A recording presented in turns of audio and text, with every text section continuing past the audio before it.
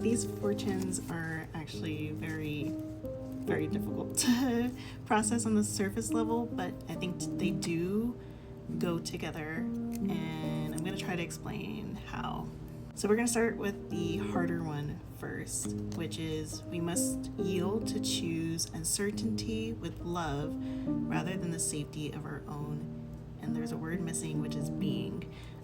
So if I remember when I wrote this correctly, what was on mind was some love stories where there were challenges, right, and overcoming difficulties. And I think what this is speaking to is that need to take the risk and be open to receiving love, even at the risk of it potentially hurting your heart or not turning out in the way that you want it to turn out, right?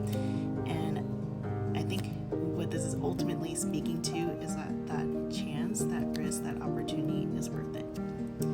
Now, the executive ability, I think, does relate to this as well, and that essentially is like a leadership ability, right? And I think perhaps these fortunes are going to reach a very specific group that may be having some issues trusting in themselves and their ability to lead themselves not to get hurt again. And so I do think these fortunes go together, and they're actually a really beautiful message to be open to love and to embrace that in your life again. So I'm curious now, with that additional context, that today's fortunes maybe resonate a little bit more with some folks.